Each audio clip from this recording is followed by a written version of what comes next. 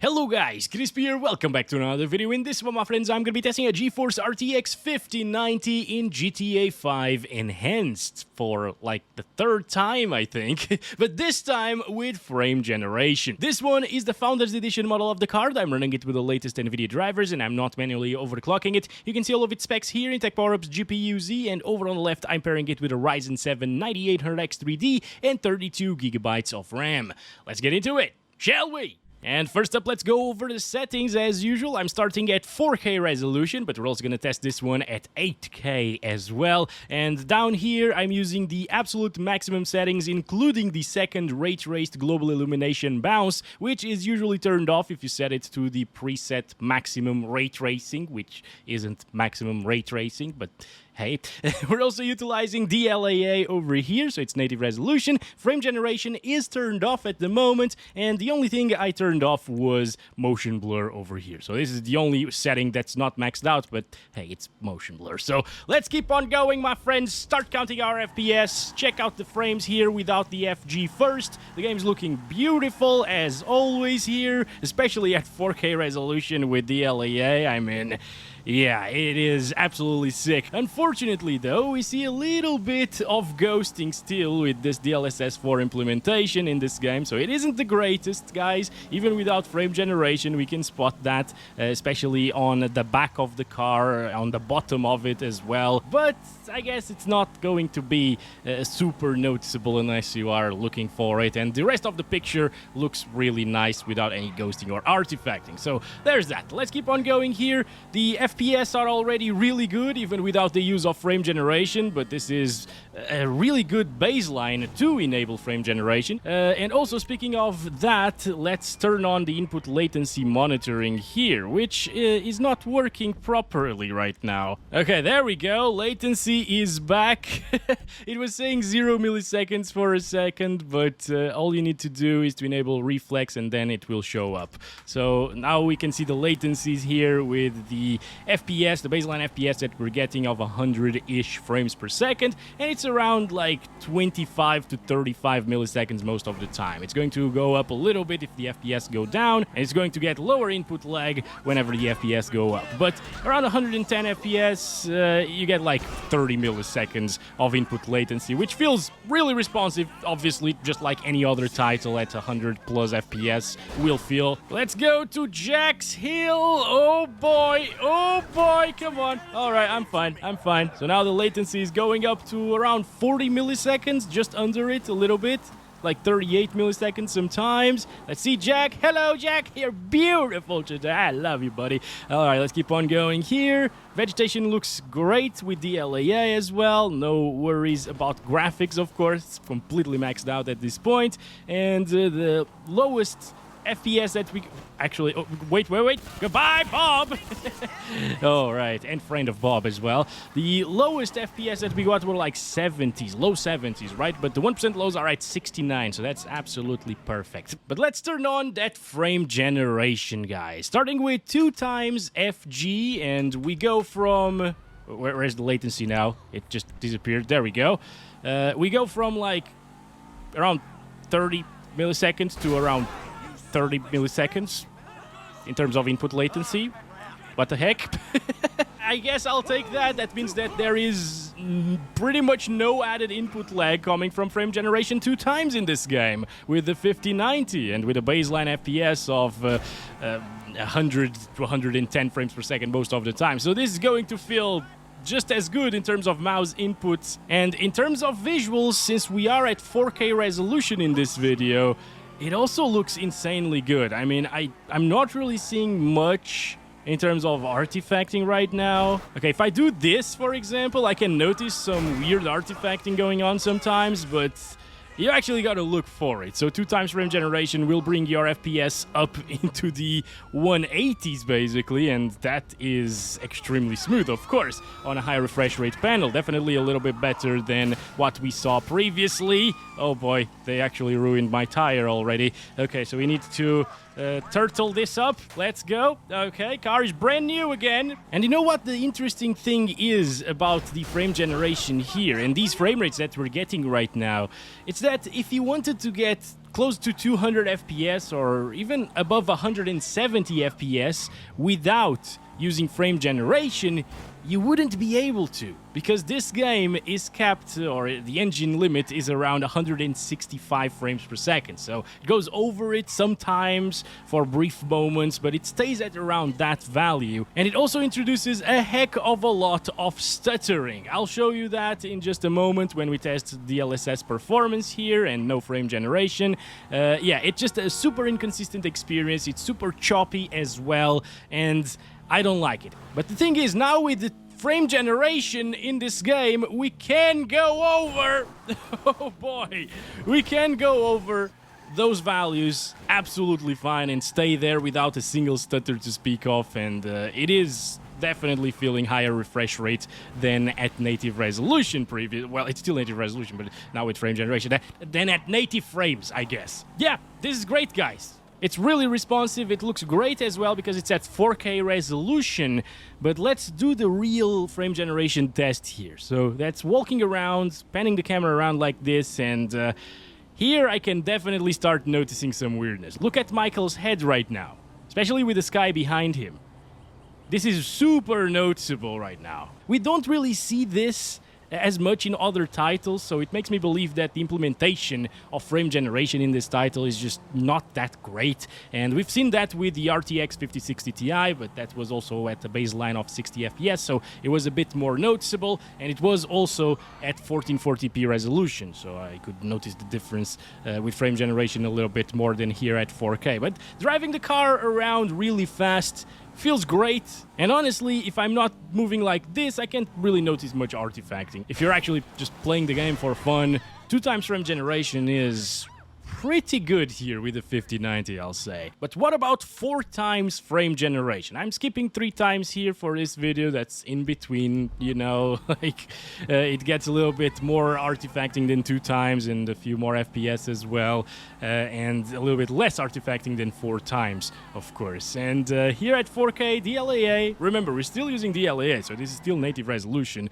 It's just not native frames. At least all of them aren't native, of course. Only 1 in 4 is a native rendered frame, and the rest of them are AI generated. But right now, yeah, it's definitely more noticeable when I do this that it's generating some frames there, but I mean, overall, it still looks pretty similar, guys. Again, it's still DLAA, just with the frame generation on top. It's also really responsive as well, still getting like 30 to 35, like 30 to 40 milliseconds most of the time, so it's not as responsive as 2x was, or no frame generation was, of course, but it's like a 5 milliseconds difference, so who cares, really? It's almost the same thing. So yeah, that's pretty good. Obviously, this is a pretty old title, just with the ray tracing now being added to it, and these new technologies as well, the DLSS 4, multi-frame generation, etc. So it should run really well, and it does. But it's still interesting to take a look at this, and a lot of you guys have asked for this as well. So here we go. 5090 with frame generation in GTA 5. Works flawlessly, as you'd expect. There is no need for us to utilize DLSS performance or DLSS quality, basically the super resolution side of DLSS. Just set it to native AA or DLAA, basically, and it's going to be a flawless experience. What else can I say? I mean, this is the best of the best right now, so it shouldn't have a problem. It doesn't. Performance DLSS is up next, because now I want to try and achieve those like 500 FPS, because this game maxes out at 500 frames per second now, with the frame generation enabled, that is. And we're getting 450s driving around. Also, for some reason, GPU fan speed was stuck to 44%. I'm just going to set it to auto now, because it was getting a little bit toasty there at 80 degrees, 81 degrees. That's normal, though. That's what it will go up to if you run stock fan speeds, you know. But I'm running a custom fan curve, so it shouldn't be as hot as it was there. 460s, 470s, we're almost reaching that 500 FPS mark, guys. That's pretty insane. Obviously, I don't think there are 500 hertz monitors at 4K, so you might as well use like 3 times or even 2 times frame generation. But there are 360 hertz monitors at 4K resolution. And if you want to achieve 360 FPS all of the time, without a single drop at all, I mean, look at the 1% lows right there on the Nvidia overlay. 400 plus FPS, 1% lows. This is pretty crazy. And the latency is really low as well now that we've put DLSS on performance. The baseline FPS will increase, of course, with DLSS performance. Now, it didn't quite get 500, did it? So I'm just going to look at the sky to get that. Yeah, there we go. 500 FPS.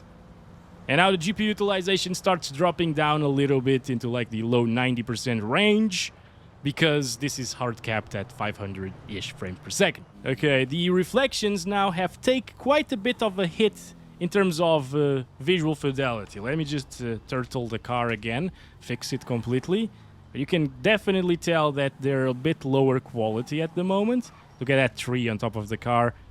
Has that fuzzy look, you know?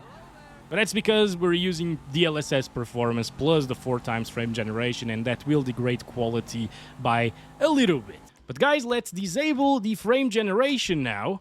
Alright, so this is just DLSS performance. And you can see that GPU utilization is dropping into the 80% range sometimes. And the FPS and frame time graph are all messed up right now. So 150 is not even reaching 160s, but we're already seeing that weirdness on the frame time graph that I told you about previously. Again, this is without any frame generation at the moment, and the game is actually stuttering, and it's all because of the engine limitation here in this game. So the only way to achieve higher FPS than these without breaking the game completely and making it stutter is to utilize frame generation now, or utilize Vsync. In my case, it locks the FPS to 120 because I'm using a 120Hz monitor, and here we go. It doesn't quite reach 120 FPS, but it's really close, really smooth right now, and the frame time is back to normal with normal 1% lows, or accurate 1% lows. Well, I guess the other ones were also accurate, it was just stuttering, you know? Okay, I disabled the Vsync again just to take a look at the latency numbers now without frame generation with performance DLSS, and it's around 20 milliseconds, mostly below 20 milliseconds, at least here in this area, which isn't too intensive, honestly, but yeah, there's definitely a bit of an input lag hit with frame generation enabled, but it's only like 7 milliseconds, or maybe like 10, 15 milliseconds in worst case scenarios.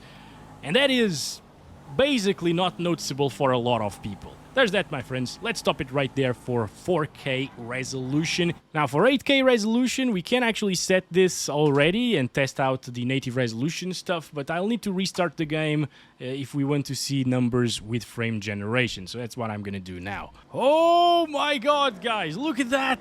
Oh, the 5090 is struggling! The 5090 is struggling a lot! Thankfully, we got enough VRAM. Look at that. 21 gigabytes almost allocated. Oh boy, 24 FPS. Ah, this is awful. Okay, well, this is ray tracing at 8K resolution. This is basically running 4 4K monitors at the same time at maximum resolution. Okay, so it's pretty insane. But yeah, I thought the 5090 was going to do a little bit better of a job. At least in the legacy version, it was absolutely buttery smoothly. So enabling frame generation over this, my inner thoughts are winning, guys. I'm sorry, I need to do this. It's a terrible experience because the baseline FPS are already really bad. But let's see how it does. So we're getting 80s now with 4 times frame gen.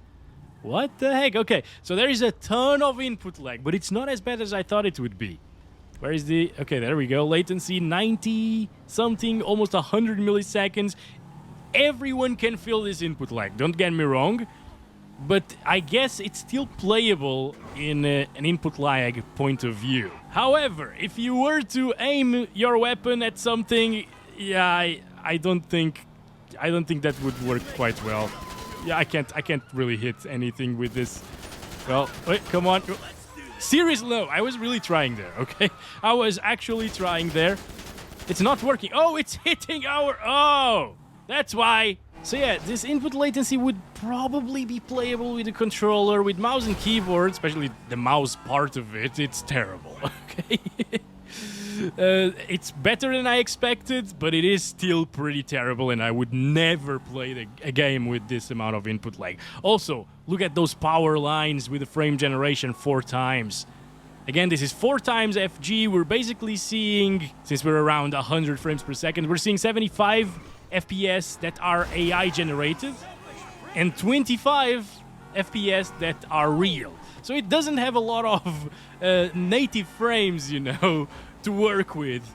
So it ends up having a ton of issues with the picture quality right now. But again, it's not as bad as I expected. So yeah, there's that, guys. 8K resolution native with DLAA and 4 times frame generation is done. Let's go down to performance, because performance will render the game at 4K resolution and upscale it to 8K resolution. And this is more intensive than 4K native resolution, of course, with DLAA. So we're getting like 70-ish frames per second here. Latencies are down to a normal value, I guess. Around 50 milliseconds here. Not terrible. It's definitely playable and snappy of an experience, right? Let's see Jack again.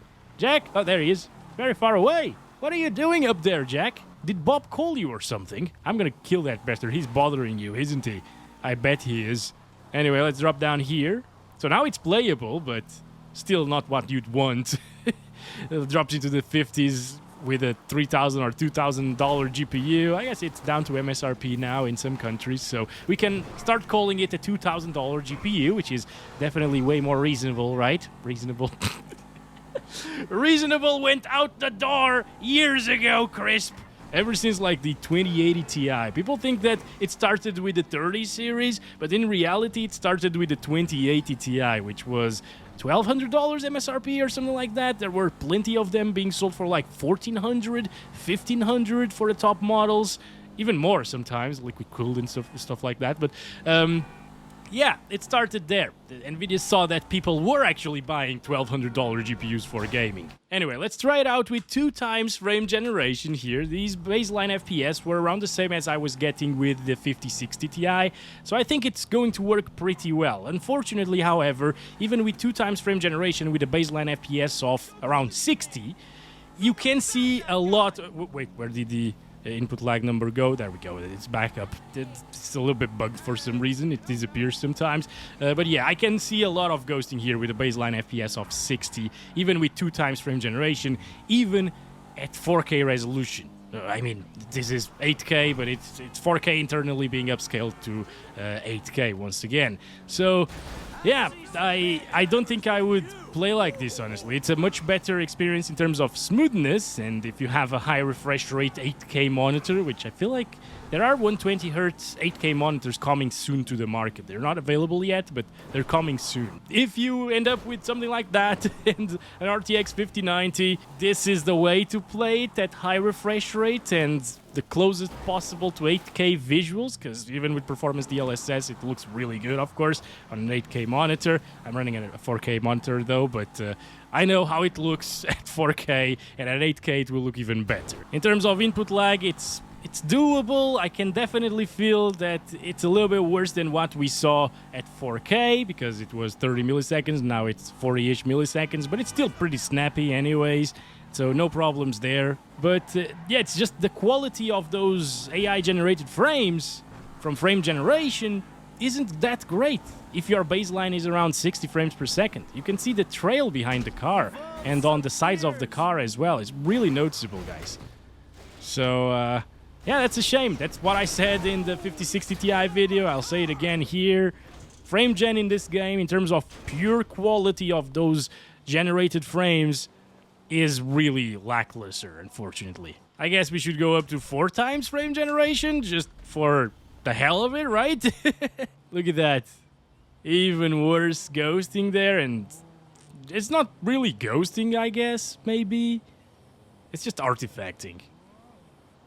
Yeah, that's really noticeable. Even here. Oh my god, dude, look at that. I don't think anybody should play at 8K just yet.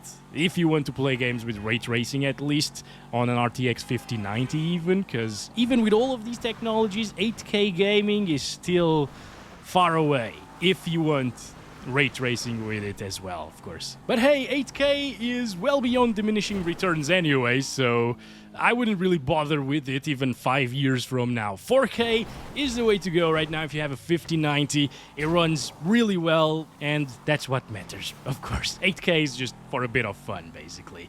So that's been it. Thanks very much for watching this video. I hope you guys enjoyed, and I'll catch you in the next one very soon. As always, love you all. Bye-bye.